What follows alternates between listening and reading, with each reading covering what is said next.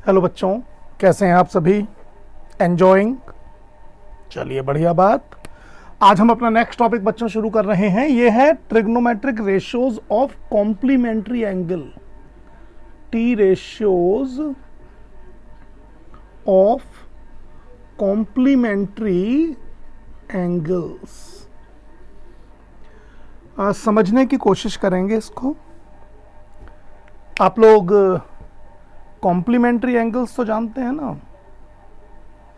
मान लीजिए I have given two angles A and B and the sum of these two angles is 90 degree, then they are called complementary angles to each other.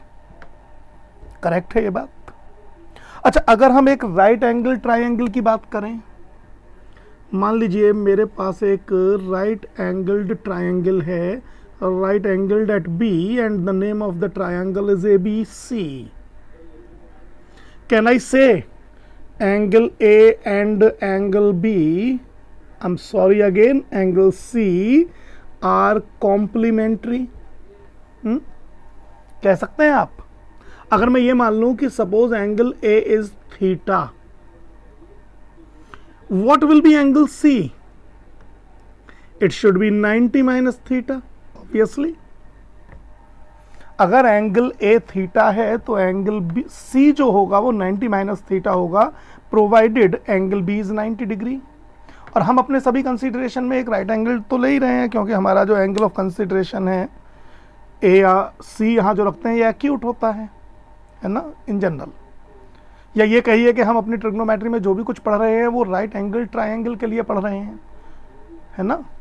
तो हम अगर एक right angle triangle लेते हैं तो angle A और सी एक दूसरे के कॉम्प्लीमेंट्री एंगल बन जाएंगे। डेट श्योर है ये बात?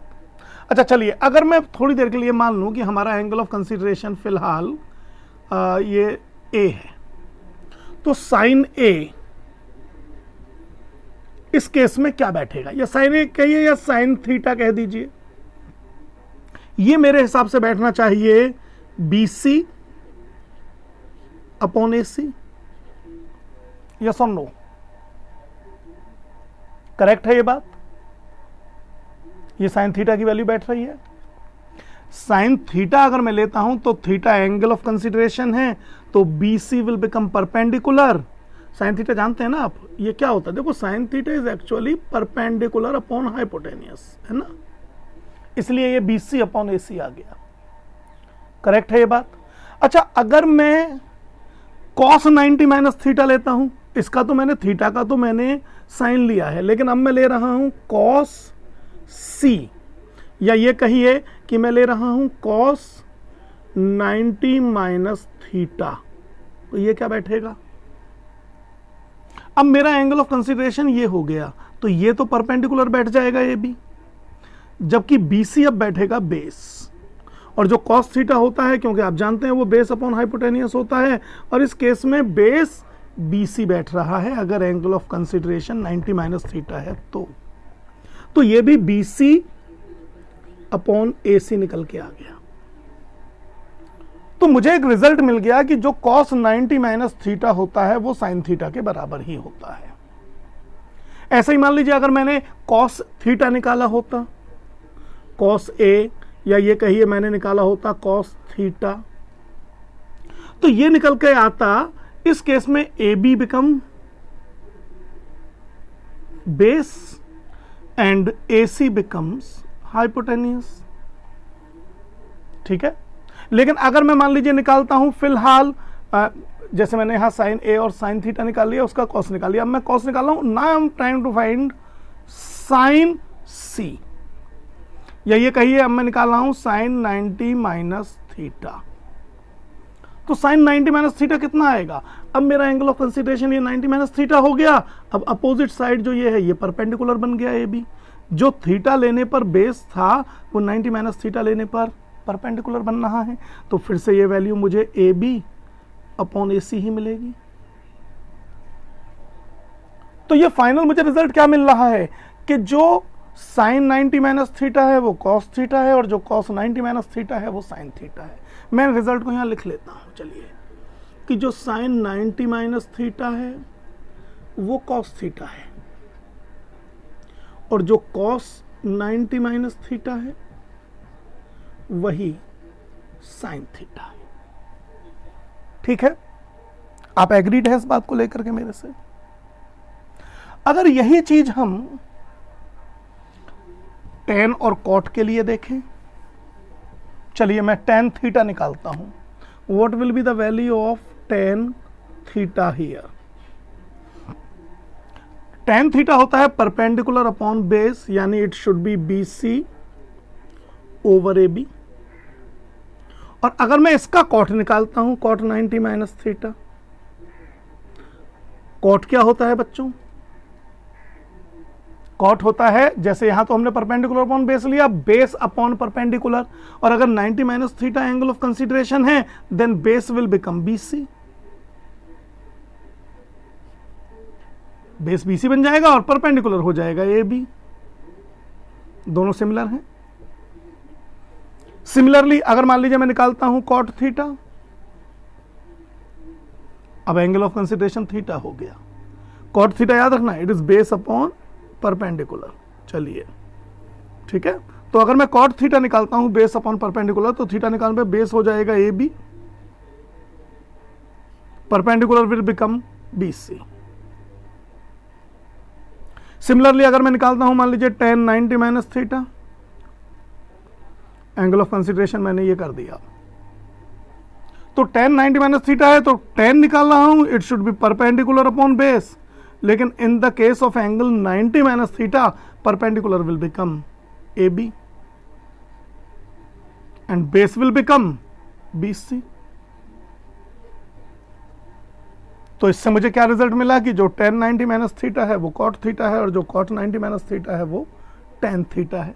इस रिजल्ट को भी यहां लिख लेते हैं कि जो टेन 90 माइनस थीटा है वो कॉट थीटा है, सिमिलरली जो कॉट 90 माइनस थीटा है वो टेन थीटा है। अगर इसी को हम और आगे एलोबरेट करें, हम इसको और आगे बढ़ा सकते हैं, तो आपको मिल जाएगा, ये मैं आपके लिए छोड़ता हूं, इट इज टू प्रूव कि जो सेक 90 माइनस थीटा है वो कॉसेक थीटा है, और जो कॉसेक 90 माइनस थीटा है वो सेक थीटा है। ये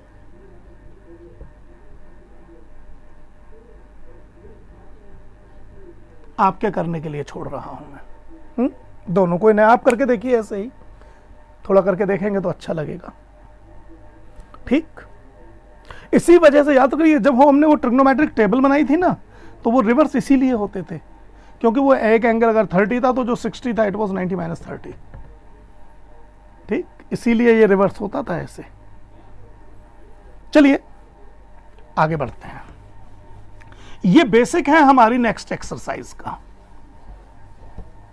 जो एनसीईआरटी के अब हम नेक्स्ट एक्सरसाइज सॉल्व करने जा रहे हैं, विच इज ऑब्वियसली एक्सरसाइज 8.3। वो इन्हीं टॉपिक पर बेस है, मैं इनको लिखा रहने दूंगा यहां पर, जिससे एट द टाइम आप इसे यहां ऑब्जर्व कर सकें। ठीक है, चलिए देखते हैं एक्सरसाइज 8.3 सॉल्व करने की कोशिश करते हैं। इसमें मुझे पहला जो क्वेश्चन नजर आ रहा है उसके 4 पार्ट हैं। मैं पहले फर्स्ट पार्ट करता हूं। The first part is you have to find the value of sine 18 degree divided by cos 72 degree. किसी भी एक को, या तो साइन को या कॉस को 90 माइनस फॉर्म में कन्वर्ट कीजिए।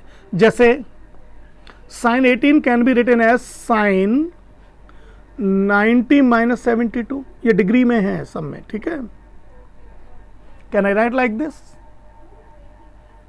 इस आप 72 को 90 माइनस 18 भी लिख सकते थे, किसी एक को चेंज करना है।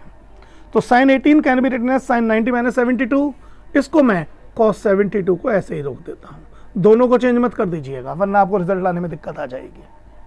अब sine 90 minus 72 will become sin 90 minus theta is cos theta. Can you identify what is theta here?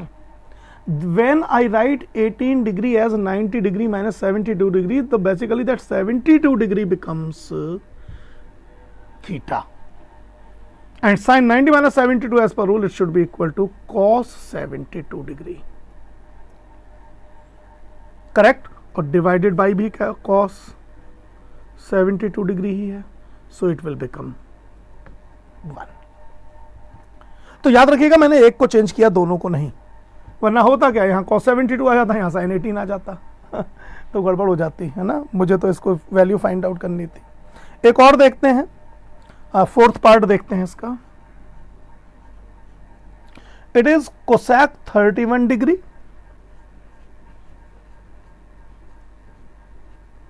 Minus sec 59 degree.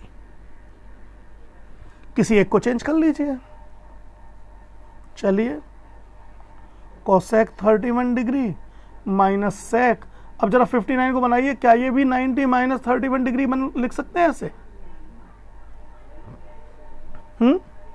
59 को 90 माइनस 31 लिख सकते हैं ना हम. और फिर finally it will become cosec 31 degree minus, अब sec 90 minus theta is cosec theta, तो it will become cosec 31 degree which is obviously 0.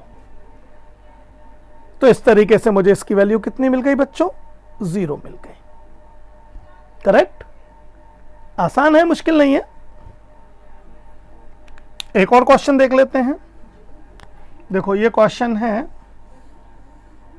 Question number 2. ये प्रूव करने के लिए है, मुझे प्रूव करके दिखाना है tan 48 डिग्री. और फर्स्ट पार्ट कर रहा हूं मैं फिलहाल.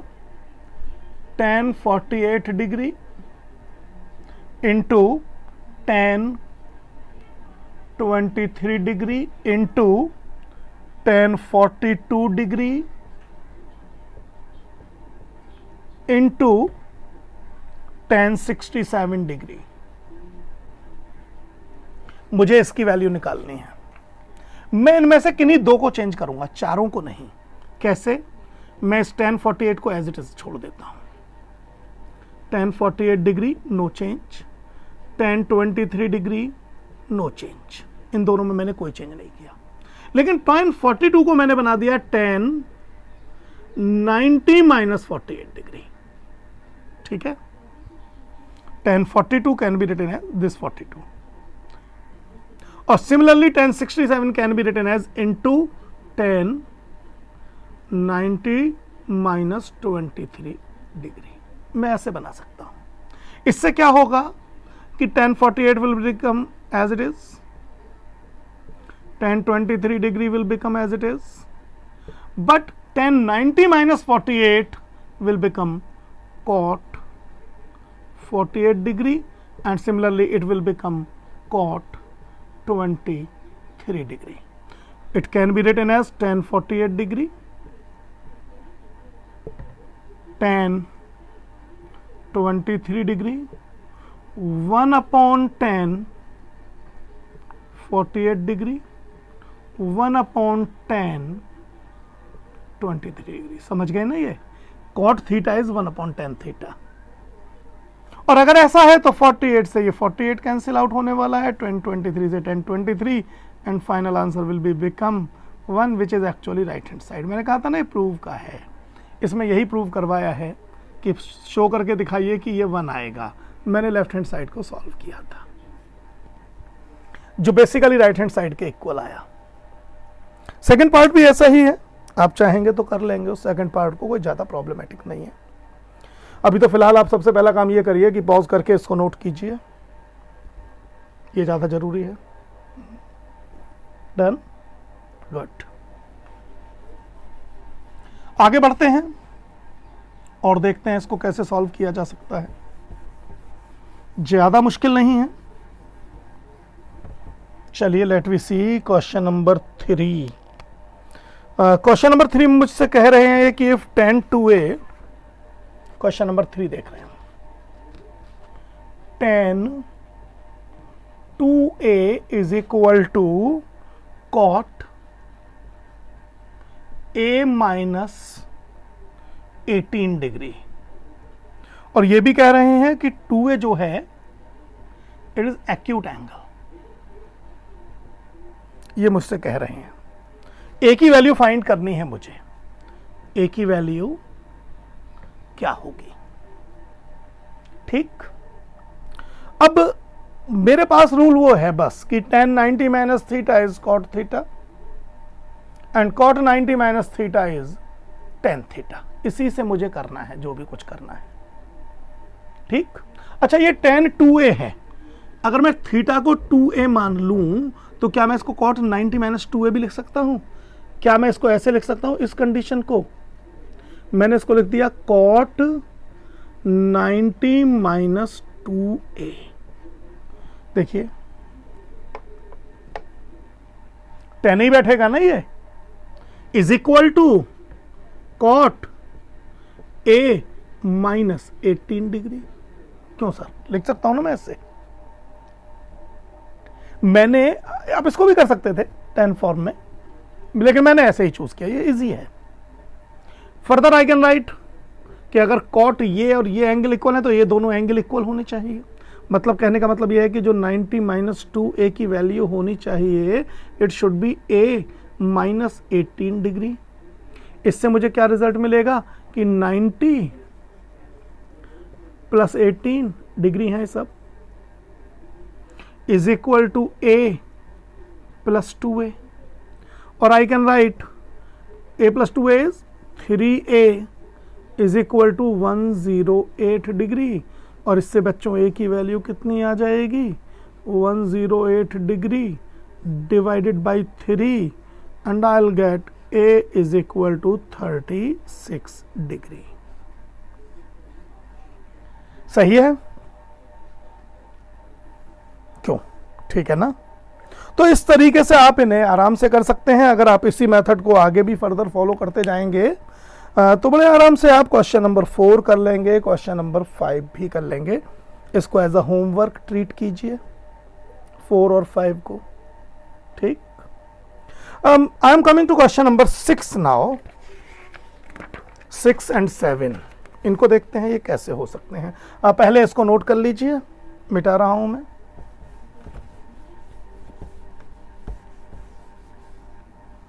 एक्सरसाइज 8.3 ही चल रही है।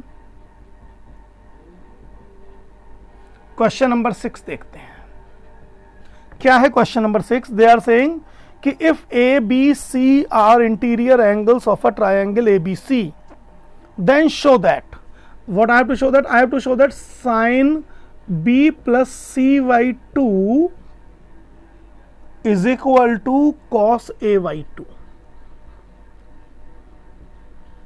और मुझसे ये कह रहे हैं कि एक ट्रायंगल है एंड ए बी सी इसके एंगल्स हैं। अगर ए बी सी किसी ट्रायंगल के एंगल है तो एक बात तो डेड श्योर है। क्या?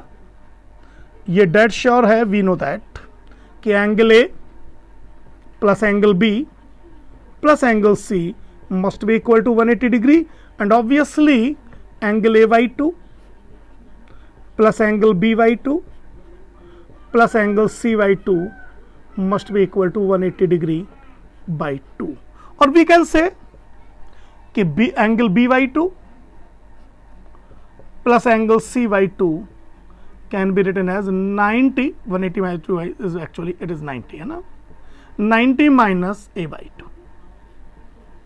ये ठीक है? इसको मैं ऐसे भी लिख सकता हूं कि angle b plus angle c by 2 is 90 degree minus angle A by 2। ठीक है, अब इसकी लेफ्ट हैंड साइड को सॉल्व कीजिए। Now sine angle B plus angle C by 2 can be written as, क्योंकि ये तो 90 माइनस ए बाई 2 के बराबर ही है, sine 90 degree minus angle A by 2 लिख सकता हूं ना मैं ऐसे, क्योंकि angle B plus C by 2 is actually equal to 90 minus A by 2। लेकिन मैं जानता हूं कि sine 90 minus theta is cos theta, so it can be written as cos. चलिए मैं केवल ए ही लिख रहा हूं, एंगल का साइन नहीं लगा रहा हूं बिकॉज क्वेश्चन में नहीं है। So it is cos A by 2। ये मैंने फिलहाल यहां लेफ्ट हैंड साइड लिया है और जो मुझे रिजल्ट मिला है वो राइट हैंड साइड मिला है। तो इस तरीके से बड़े आसानी के साथ मैं इस क्वेश्चन को भी सॉल्व कर सकता हूं। कहीं कोई परेशानी नहीं। आ गए समझ में? एक लास्ट और है इसमें, चलिए इस क्वेश्चन नंबर 7 को भी करी डालते हैं। ये नोट कर लीजिए। गुड। लास्ट क्वेश्चन देखिए, इट इज क्वेश्चन नंबर 7। ये कह रहे हैं express sine 67 degree plus cos 75 degree in terms of trigonometric ratios of angles between 0 and 45।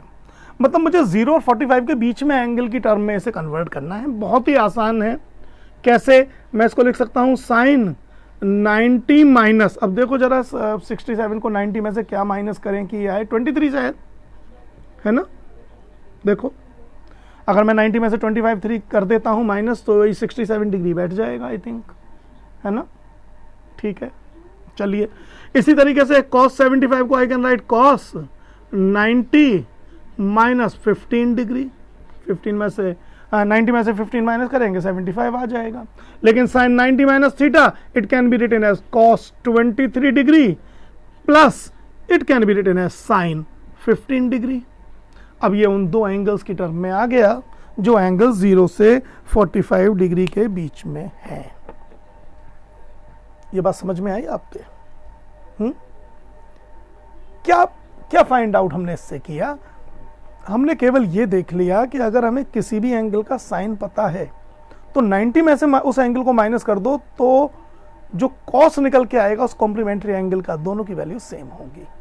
Same thing is for tan and cot, sec and cosec। तो ये pair है sign और cos, tan और cot, sec and cosec। ठीक, analyse कीजिएगा इसको, try करके देखिएगा कि आप मेरी बात समझ पाए या नहीं।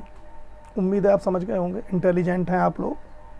ठीक, और भी प्रॉब्लम जो हम देते जा रहे हैं आपको साथ के साथ उनको भी करते रहिए। ठीक है, केवल एनसीईआरटी से ऑफिशियली तो काम चल जाता है, कोई ऐसी दिक्कत की बात नहीं है, लेकिन जितनी ज़्यादा प्रैक्टिस कर लोगे उतना बेहतर रहेगा। All the best, bye.